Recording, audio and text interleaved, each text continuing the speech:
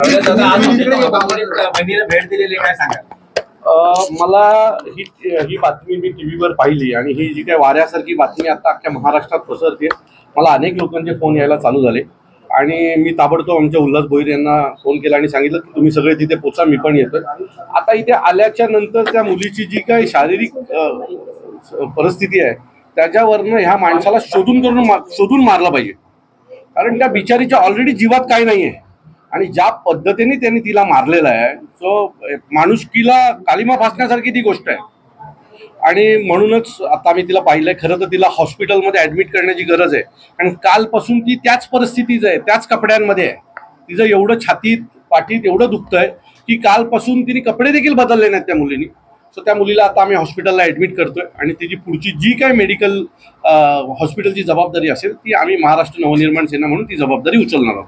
कमीत कमी हा वाद जो आहे तो मराठी आणि अमराठी नाहीये, कारण मुद्दा हा रिसेप्शनच्या डॉक्टरला भेटण्यासाठी. मी परत सांगतो, विषय मराठी अमराठी म्हणून आम्ही ते आलेलोच नाही.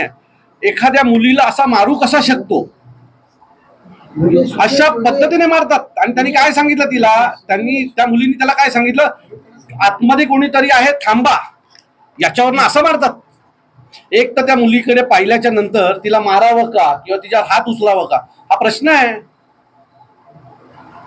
आता अशा अनेक गोष्टी घडतात. आम्ही पहिल्यांदा हात उचलतो का?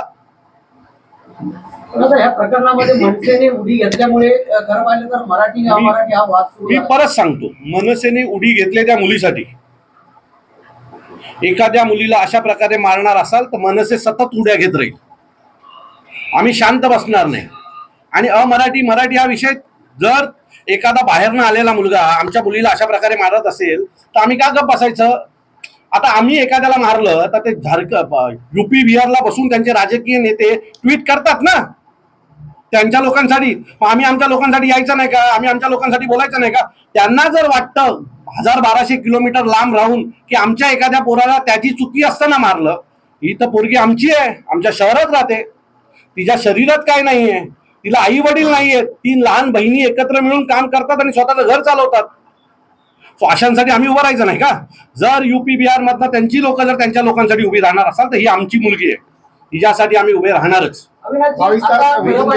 फोटो आहेत त्याचे, तलवार वगैरे घेऊन तो फिरत असलेले किंवा त्यांनी सोशल मीडियात असे फोटो ठेवलेले आहेत, गुंड प्रवृत्तीचा दिसतोय. आपली भूमिका काय असणार या सगळ्या प्रकरणामध्ये? त्याने ज्या पद्धतीने तिला मारलंय ना, तसं मारणं एखादा गुंडच करू शकतो. मी ज्यावेळेला मारताना पाहिलं त्यावेळेला माझ्या सहकार्यांना मी म्हटलं की हा साधा सुद्धा नाहीये, कारण ज्या पद्धतीने तो तिला बुक्के मारत होता आणि खेचत होता, लाता मारत होता, हे नॉर्मल कोण नाही मारू शकत. एखादा या सगळ्या क्षेत्रात असलेलाच माणूस अशा प्रकारे एखाद्या मुलीला मारू शकतो. तर हा हार्डकोर क्रिमिनल असावा, याचा गुन्हेगारी रेकॉर्ड असावा 100%. आणि जर अशा प्रकारे एखाद्या मुलीला मारल्याच्या नंतर 22 तास जर तो पोलिसांच्या हाताला लागत नसेल तर मला वाटतं दुर्भाग्य आहे आमचं. आम्हाला पकडता ना, आम्हाला रात्री 3:30 वाजता घरनं उचलता ना, ज्यावेळेला आम्हाला उचलता त्यावेळेला आम्ही मराठी भाषेसाठी तिथल्या स्थानिक लोकांसाठी आंदोलन करत असतो. जर आम्हाला जर उचलत असाल तर हे लोकांना, या अशा क्रिमिनल लोकांना उचलायला तुम्हाला किती वेळ लागला पाहिजे? 22 तास उलगडून गेल्याच्या नंतर पण जर कुठल्या प्रकारची कारवाई होत नसेल तर हे दुर्भाग्यपूर्ण आहे. तरुणीला काय नेमकं सांगितलं? आता त्या मुलीला ताबडतोब हॉस्पिटलमध्ये ऍडमिट करण्याची गरज आहे, कारण कालपासून म्हणजे आता जवळजवळ 24 तास होऊन गेलेत ती मुलगी त्याच त्रासात आहे, तशाच प्रकारच्या दुखण्यात आहे. तिच्या छातीवर, तिच्या पायावर डाग आलेले आहेत आणि मला वाटतं तिला हॉस्पिटलमध्ये ऍडमिट करणं गरजेचं आहे. मी तिच्याशी आता बोललो, ती बोलली की दादा मला ऍडमिट व्हावं लागेल, कारण मला आता तिला जो काही पेन आहे तो तिला सहन होत नाहीये. तिला मारल्याच्या ती ज्या पद्धतीने खंत व्यक्त केली किंवा दुःख व्यक्त केलंय की तिची फक्त चुकी नाही, फक्त बाहेर बस एवढं बोलले. मी परत सांगतो, तिच्या बिचारीची काही चुकी नाही. तिने फक्त एवढंच सांगितलं की आतमध्ये डॉक्टरांकडे कोणीतरी बसलंय, तुम्ही 5 मिनिटं थांबा. या गोष्टीचा त्याला राग आला आणि त्या गोष्टीवरनं त्यांनी मारलंय. आता असं समजा की त्या मुलीने त्याला आत सोडला तर त्या डॉक्टरने हिला सोडलं असतं का? त्याने हिला कामावरनं काढलं असतं तर दोन्ही बाजूनी मरण त्याच मुलीचं झालं असतं. सो ज्या बोला बोला बोला आरोपी पकडला नाही तर आपली काय भूमिका असणार? नाही, आरोपी पकडलाच गेला पाहिजे. अशा प्रकारे मारल्याच्या नंतर जर आरोपी तुम्हाला भेटणार नसेल तर मग काय आम्ही आता आंदोलन करायची का यासाठी? पण आणि नाहीच पकडला गेलं तर खरंच आम्ही पोलीस स्टेशनच्या दारात आंदोलनाला बसू. पोलिसांनी जर पुढच्या काही तासात त्यांना पकडलं नाही तर पोलीस स्टेशनला आम्ही पोलीस स्टेशनच्या बाहेर बसून आंदोलन सुरू करू. त्या मुलीलाही तुम्ही सांगितलं की मनसैनिकांच्या ताब्यात भेटलात तर आम्ही आमच्या स्टँडने. ज्या पद्धतीने त्यांनी मारला नाही, महाराष्ट्रातल्या प्रत्येक मराठी माणसाला राग आला असेल. प्रत्येक मराठी माणसाला वाटत असेल की हा हातात भेटला तर याला सोडणार नाही म्हणून. तोच राग आमचा पण आहे. खरंच एखाद्या मुलीला जिचं वजन 25-30 किलो नसेल अशा मुलीला अशा प्रकारे मारलं जातं का? चूक नसतं ना. आमच्याकडनं रिॲक्ट होणारच. कल्याण डोंबिवलीमध्ये ही परप्रांतीयाची दादागिरीची तिसरी घटना आहे.